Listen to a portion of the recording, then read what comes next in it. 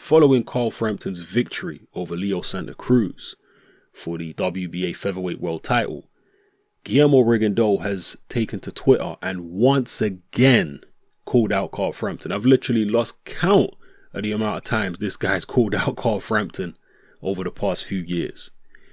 Now, Carl Frampton was in the same division as Rigondeaux for several years. As we know, he's only just stepped up to featherweight to fight this Leo Santa Cruz fight. So prior to that, he was at super bantam with Rigondeaux, and he shamelessly and blatantly ducked Rigondeaux for several years.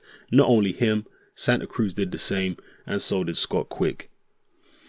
Having said that, Carl Frampton has now moved up to featherweight, and Rigondeaux's still back down at super bantamweight. So I don't know what the nature of Rigondeaux's call out here is.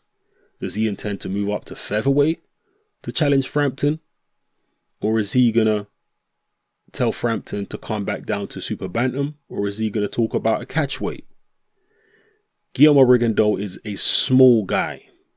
Let that be known. He makes super bantamweight very easily because he is small, and he's an old guy.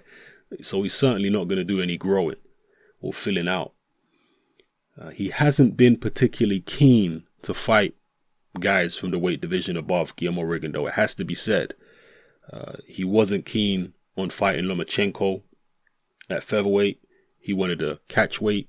He knows Lomachenko is very talented. He knows Lomachenko is a hell of a lot bigger than he is naturally and younger. So he was thinking, you know what? If I'm going to fight a guy at the division above as good as Lomachenko, I want a catch weight. Lomachenko wasn't willing to do the catch weight apparently, so the fight didn't happen. But with Frampton and Santa Cruz, they're guys who have recently moved up from super bantam. So he looks at those guys and thinks, well, they're not as big as a Lomachenko. They're not as talented. So maybe he will be willing to fight them at featherweight. I don't know. But I guess we have to hear more from the Rigondeaux team about whether Rigondeaux is willing to step up to that weight division for that fight. We'll see. But, there's no question that Frampton has ducked this man for several years, blatantly and shamelessly. There can be no excuses for it. I don't want to hear nothing, no nonsense. I don't like it when people are hypocritical about this ducking thing. When a certain fighter ducks, oh, he's a duck, this, that, and the other. When another guy ducks, they're like, oh, well, it's for financial reasons. It's like, you can't have one rule for one guy and a different rule for the other guy.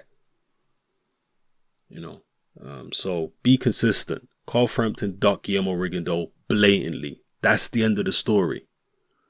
This particular time, if Guillermo Rigondeaux ain't fighting at featherweight, or is not willing to fight at featherweight, and Frampton wants to fight at featherweight, or Frampton's only willing to fight at featherweight, then I guess you can't call it a duck, technically, because they're in different divisions. But certainly what Frampton did previously was ducking. Let me know how you feel about this particular situation, people. Will Carl Frampton ever answer the challenge of Rigondeaux? I've said this for a long time, and I'll keep maintaining it. Rigondeaux will be frozen out by everybody in his division until they see him age and deteriorate sufficiently. Then somebody will come in and fight him, possibly beat him and take his scalp when he's past his best. But until people notice a serious decline in Rigondeaux, they're going to keep avoiding him. And I believe that's what Carl Frampton and Brian McGuigan's strategy has always been from the beginning with Rigondeaux. Until they see serious deterioration, they're not going to go nowhere near that guy. It's just how it is. Anyway, drop your comments in the comment section below. Let me know how you feel about everything I talked about in this video. Alright? It's your boy Hatman. I'm out.